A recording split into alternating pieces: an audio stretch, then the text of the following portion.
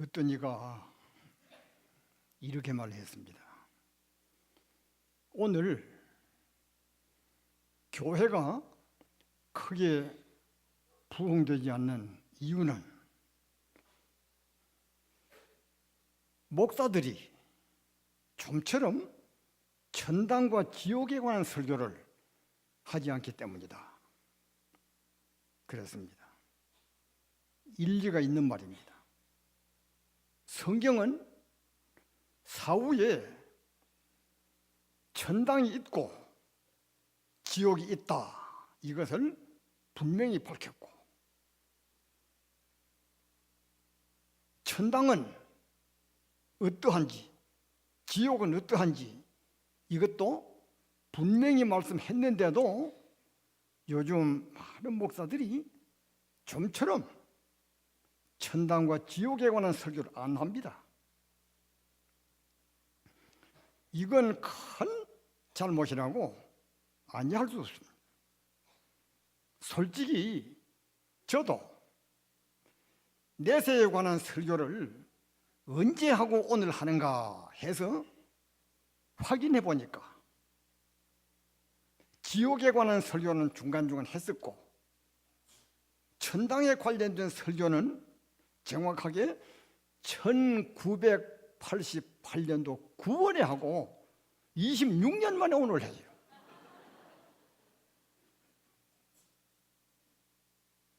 저도 큰 잘못을 자인하면서 오늘 이 말씀을 전하게 됩니다. 제목은 이미 소개한 대로 천당은 어떤 곳인가, 이런 것입니다. 일반적으로 천당을 천국이라고 말하지만은 이 시간에는 천국이라 하지 않고 천당 이렇게 말하는 이유는 천국이라고 하면 장소성이 명확하지 않기 때문입니다. 천국이라고 하면 천당은 물론 포함되지만은 범위가 넓어요. 마음의 천국, 심령적인 천국도 천국입니다. 그리고 넓은 의미에서 교회가 천국이에요. 성경에 보면 많은 경우 교회를 천국이라고 표현했어요. 그래서 이 시간엔 천당을 염두에 두고 천국 이렇게 말해도 되지만은 장소성이 확실하도록 하기 위해서 시종일관 천당 이렇게 표현을 할 것입니다. 이제 그러면 먼저 정말로 진짜로 천당이 있는가 이것입니다. 우리의 궁극적인 소망은 천당 가는 것인데 진짜로 천당이 있는가 이것입니다. 천당이 확실히 있다는 것은 세 가지로 말할 수 있습니다. 이제 그 첫째, 천당에서 오신 분이 있다는 것을 보면 천당이 있는 것이 확실합니다. 천당에 계시다가 오신 분이 있으니 천당이 있는 것은 확실해요. 물어봅시다. 천당에 계시다가 이 세상에 오신 분이 누구지요? 예수님. 그렇죠. 요한복음 6장 38절에 보니 예수께서 말씀하시기를 내가 하늘에서 내려온 것은 내 뜻을 행하려 함이 아니요 나를 보내신 이의 뜻을 행하려 함이니라, 이렇게 말씀하셨고, 요한복음 3장 13절에 보니 하늘에서 내려온 자 곧 인자 외에는 하늘에 올라간 자가 없느니라 라고 말씀을 하셨습니다. 미국을 가보지 않은 사람이라도 미국에서 온 사람을 보면 아, 미국이란 나라가 있구나 알듯이 내가 천당에 가보지 않아도 천당에 계셨던 분이 오신 것을 보면 천당이 있다는 걸 확실히 알 수 있다 이 말이죠. 이제 둘째로 천당이 있다는 것은 그곳으로 올라가신 분이 있는 것을 보면 천당이 있는 것이 확실합니다. 땅 위에 살다가 하늘로 올라가신 분들이 누구지요? 에녹, 예수님, 엘리야. 사도행전 1장에 보면 부활하신 예수께서 수많은 제자들이 지켜보는 가운데 하늘로 올리워 가셨다 그랬죠. 하늘로 올리워 가셨는데, 올리워 가셨으면 가신 곳이 어딜까요? 천당이지 어디겠어? 또 창세기 5장에 보면 에녹이 하나님과 동행하더니 하나님이 그를 데려가심으로 세상에 더 있지 않더라 그랬죠. 하나님이 그를 데려가서는 어디를 데려가고 있어? 천당이지요. 그 어디겠어? 또 열왕기하 2장에 보면 엘리사가 보는 가운데 불병거를 타고 하늘로 올라갔어요. 올라갔으면 어디 갔겠어? 천당 갔지. 그러므로 천당이 있다는 것은 땅 위에서 그곳으로 올라가신 분들이 계신다, 이걸 보면 확실히 알 수 있고, 또 나머지 한 가지는 천당의 광경을 목격한 분의 증거를 통해서 천당이 있다는 것을 알 수 있습니다. 천당의 광경을 직접 목격한 분이 누구지요? 본문의 저자인 사도 요한이지요. 사도 요한은 하나님의 계시를 통해서, 그래서 계시록 그러지요. 하나님의 계시를 통해서 천당의 광경을 봤어요. 우리는 내가 직접 천당에 가보지 않아도 사도 요한이 받은 계시를 통해서 천당이 있다는 것을 알 수 있을 뿐 아니라 천당이 어떻다는 것까지 알 수 있다고요. 천당이 있다는 것은 의심을 할래야 할 수 없습니다. 여러분도 그렇게 믿으시거든 아멘 하세요? 아멘. 그러면 천당은 어떤 곳인가 이거예요. 천당은 어떤 곳인가? 천당은 말로서는 설명하기가 힘듭니다. 인간의 언어로서는 표현하기 어렵습니다. 천당의 실상을 그대로 설명하기란 어렵다기보다 불가능에 가까워요. 왜 그런가? 천당에 있는 것과 똑같은 것이 이 지상에는 없기 때문이에요. 그래서 본문에도 보면 사도 요한은 지극히 귀한 보석 같더라. 보석이더라가 아니고 보석 같더라. 백옥과 수정 같더라. 그거더라가 아니고 같더라. 맑은 유리 같더라. 그저 같더라. 이같이 표현했을 따름이에요. 사도 요한이 자기가 본 그대로 기록하고 싶지만은 지상에는 그와 똑같은 것들이 없기 때문에 뭐 같더라 이렇게 말했을 따름이에요. 천당의 구조도 그래요. 세상의 것으로는 표현할 길이 없습니다. 성경에 천당에 관련된 말씀들이 많고 많지만은 천당의 실상을 또 그대로 표현했다고는 할 수 없어요. 표현할 수 있는 데까지 했겠지요. 이렇게만 이해하시고요. 그러면 천당은 어떤 곳인가? 이제 구체적으로 말합니다.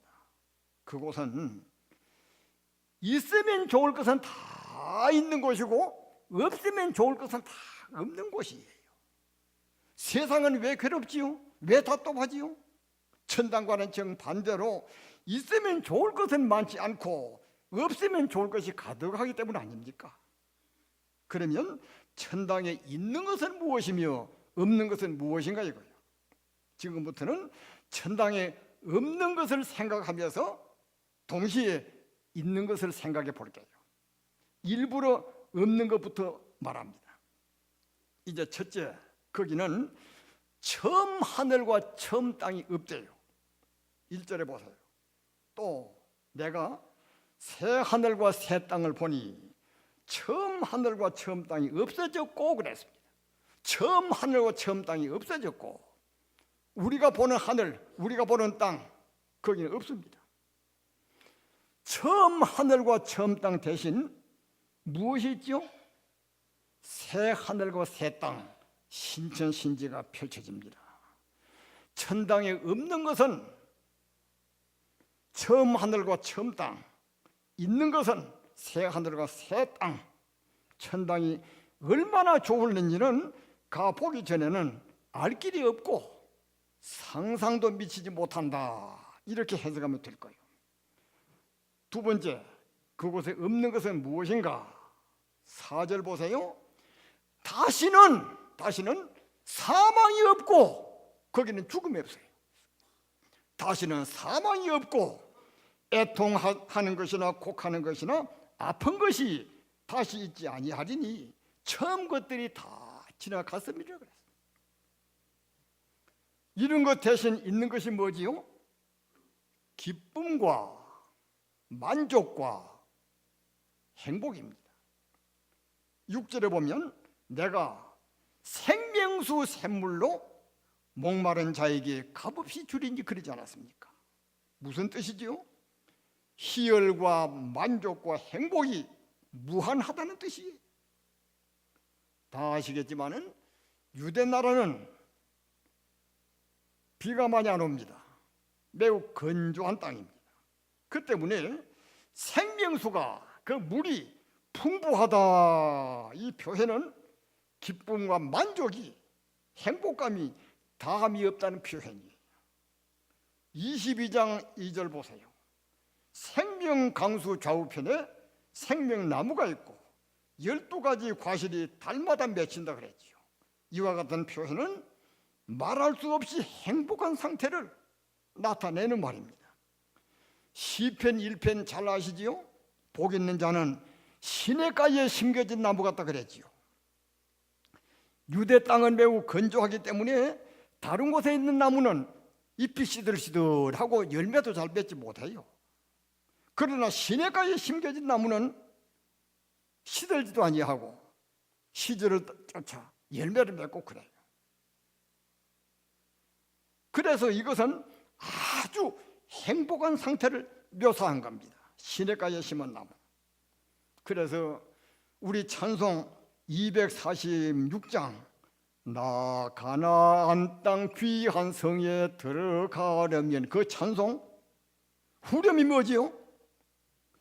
길이 살겠네, 나 길이 살겠네, 저 시냇가에 살겠네. 다 같이 길이 살겠네, 나 길이 살겠네, 저 생명 시냇가에 살겠네.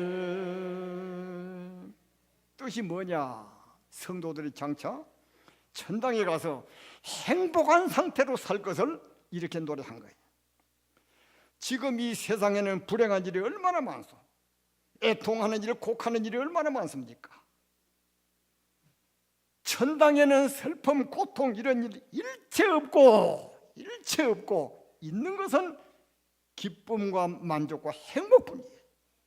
천당이 얼마나 좋을는지 우리의 상상이 미치지도 못합니다. 이제 세 번째로, 천당에는 악인이 없고 죄인이 없습니다. 8절에 보세요. 그들의 가는 곳은 따로 있어요. 8절 보세요. 두려워하는 자들과 믿지 아니하는 자들과 흉악한 자들과 살인자들과 음행하는 자들과 점술가들과 우상숭배자들과 거짓말하는 모든 자들은 불과 유황으로 타는 못에 참여하리니, 이건 지옥입니다. 불과 유황으로 타는 못에 던져지리니 이것이 둘째 사망이라 그러지 않았습니까? 천당은 죄인과 악인은 본래가 찾아볼 수 없는 곳입니다. 시편 1편 잘 아시지요? 죄인이 의인의 회중에, 그 다음에 뭐요? 들지 못하리로다. 죄인이 의인의 회중에 들지 못하리로다. 어디라고 거기 와요? 들지 못해. 그러면 거기 있는 것은 뭐냐? 구속받은 성도들, 즉 의인뿐입니다. 의인. 전에도 설명했지만은 이렇습니다. 저와 여러분들이 지금 성화의 과정을 밟아갑니다. 점점 그리스도의 형상을 닮아갑니다. 점점 성화의 과정을 밟아가다가 세상 떠나는 즉시 완전히 거룩하게 돼가지고 천국에 들어가요. 우리의 성품 이대로 지니고 들어가면 천당이 못 돼요. 이 세상이나 거기다 똑같은 세상이 되고 말아요. 그러므로 완전히 진짜 의인이 돼가지고 들어갑니다. 지금 이 세상이 괴로운 것은 죄 때문이에요. 악인 때문이에요. 그런데 천당에 없는 것은 죄인들이고 있는 것은 구속받은 성도들, 의인들 뿐이에요. 그러므로 천당이 얼마나 좋을는지 상상이 안 갑니다.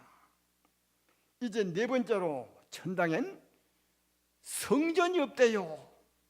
천당에는 성전이 없습니다. 옛날 예루살렘엔 성전이 있었고 지금 만국에 교회당이 있지만은 천당에는 성전이 없습니다. 왜 그렇죠? 22절 보세요. 성 안에서, 이 성은 천성, 천당입니다. 성 안에서 내가 요한이 성전을 보지 못하였으니 하나님과 어린 양이 성전이 됨이라. 성전은 영적으로 하나님을 만나는 장소 아닙니까?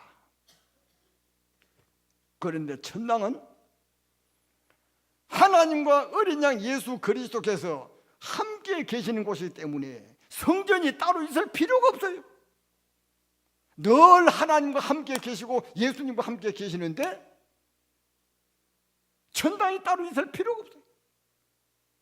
천당에 없는 것은 성전이고 있는 것은 하나님과 어린 양 예수 그리스도입니다. 상상해 보세요. 얼마나 좋을는지. 이제 다섯 번째, 천당에는 해와 달이 없대요. 왜 그렇지요? 그곳은 하나님의 영광의 광채가 가득하기 때문에.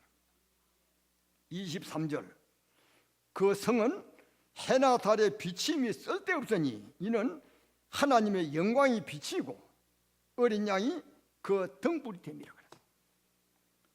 태양빛이 비치는 곳에 등불 무슨 소용이요? 전기불 무슨 소용입니까? 하나님의 영광이 가득 찬 그곳에는 해와 달 아무 소용없다 이 말이죠. 천당에 없는 것은 해와 달이고 있는 것은 하나님의 영광의 광채입니다. 여섯 번째, 천당엔 밤이 없습니다.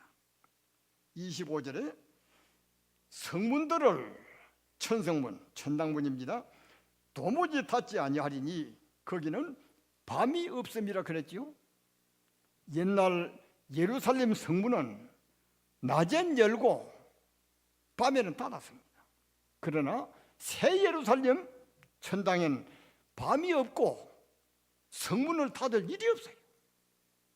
또 성문을 닫을 필요가 없는 한 가지 이유는 구속받은 성도들이 밤이건 낮이건 계속 들어오는데 어느 틈에 닫아요?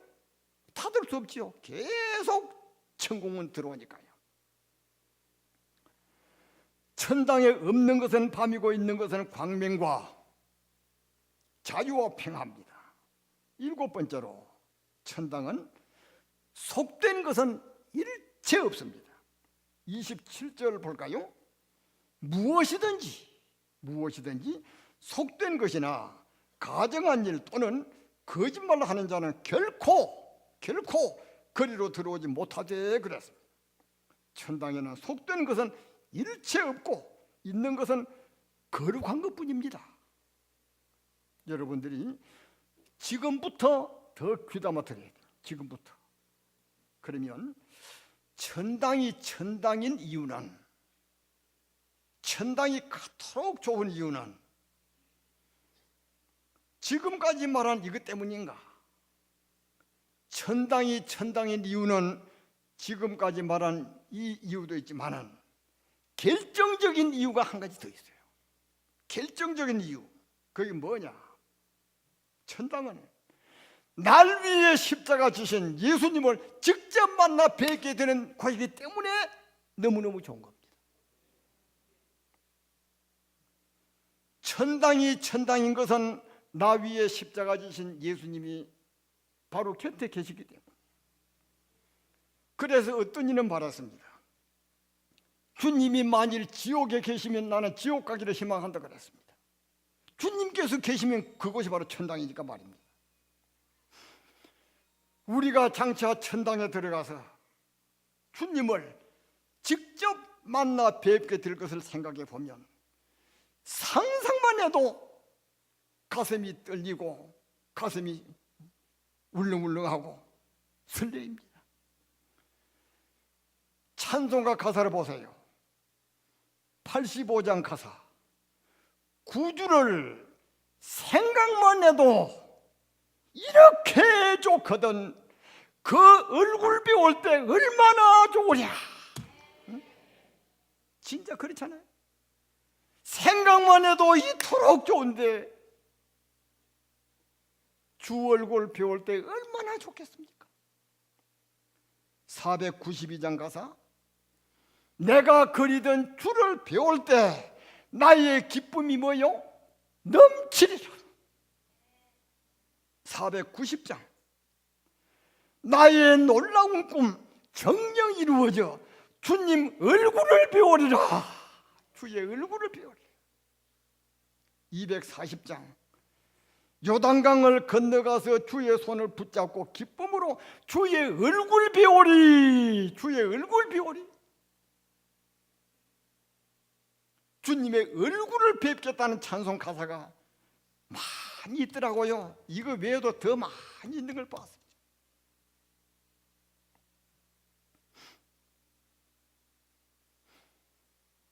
저는 상상을 해봅니다. 내가 언젠가는 육신의 장막을 벗고 천당에 들어가서 날 위해 십자가 지신 주님을 만나게 될 때에 주님께서 나를 보시고 정 목사 왔나 이렇게 말씀하실 때 감정을 억제하지 못하고 그만 펑펑 울 것 같아. 나는 주님 손 만져 봅시다. 손에 못자국을 내가 한번 만져 보겠어요. 내가 이 설교를 준비하면서 몇 번이고 내 눈에 이슬이 맺혔습니다. 이런 말도 할라니 몰라요. 정 목사야, 너 경남 아무 교회에 있을 때 마음고생 많았지. 내가 그거 다 안다. 그때 의지가 아니 참더구나. 참 그때 잘했다. 그래서 내가 너한테 상급 안 주더나. 그 이후로 목회가 형통하기 시작했고 결국은 사회동 교회 갔고 사회동 교회가 계속 성장했고 그것이 그때 꾹 참은 거기에 대한 상급으로 내가 준 거다. 이렇게 말씀하실 것 같은 생각이 들어요. 주님 만날 거 생각하면 지금도 설교가 잘 이어지지 않으려. 여러분들에게 다 그럴 거예요. 아무 집사 왔나? 사노라 고생했지. 내가 안다. 그래도 꼭 잘 참대. 말할 수 없는 위로를 주실 것 같아요. 다른 말이 더 필요 없겠죠. 천당이 행언할 수 없을 정도로 좋은 것은 나 위에 십자가에 달렸었던 예수 그리스도를 직접 만나기 때문에 좋은 거예요. 자, 그러면 천당엔 어떤 사람이 들어가는가? 27절 보세요. 감개무량합니다. 오직 어린 양이 생명책에 기록된 자들만 만짝 붙었어요. 어린 양의 생명책에 기록된 자들만 들어가리라. 어린 양의 생명책에는 어떤 자들이 기록되어 있지요?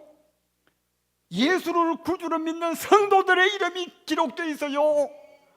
저와 여러분들의 이름이 여기 다 적혀 있어요. 믿지 않는 자들은 여기 없어요.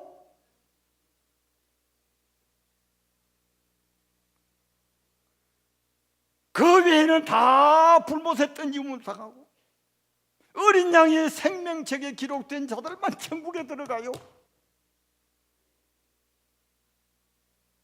이곳이 저와 여러분들의 영원한 집이에요. 말씀을 맺겠습니다. 장차 천당에 들어갈 여러분, 땅 위에 있는 동안에 어떤 자세로 살아가십니까? 소망이 넘치는 삶을 살아가시길 바랍니다. 로마서 12장에서 바울은 소망 중에 즐거워하라 그랬습니다. 부디 고달프고 어려워도 우울해하지 마십시오. 침울해 지지도 마시기 바랍니다. 머지않아 그 나라에 들어가서 주님을 만나 뵙게 될 소망 중에 찬송하면서 살아가시길 바랍니다. 그리스도인은 숨질 때에도 소망이 넘쳐야 합니다. 존 칼빈은 운명을 앞두고 로마서 8장 18절을 거듭 암송했다고 합니다. 현재의 고난은 장차 우리에게 나타날 영광과 비교할 수 없도다. 현재의 고난은 장차 우리에게 나타날 영광과 비교할 수 없도다. 현재의 고난은 장차 우리에게 나타날 영광과 비교할 수 없도다. 몇 번이고 암송하더니 암송을 끝이고 조금 후에 눈을 감더라고요. 그리스도인은 숨질 때에도 소망이 넘쳐야 됩니다. 온갖 시련과 고초를 겪을지라도 소망 중에 인내하면서 살아갑시다. 머지않아 천당에 가면 세상 고생 꿈에 본 듯이 다 잊을 겁니다. 그리고 마지막 당부는 교회를 섬기는 일 성실하게 잘 해주시기 바랍니다. 주님 앞에 가면 잘하였도다 착하고 충성된 종아 하시면서 칭찬하시며 또한 상급을 주실 것입니다. 마지막으로 바라기는 천당에 관한 이 설교가 여러분들에게 큰 위로와 기쁨과 소망이 되시길 주님의 이름으로 소망합니다. 기도하겠습니다.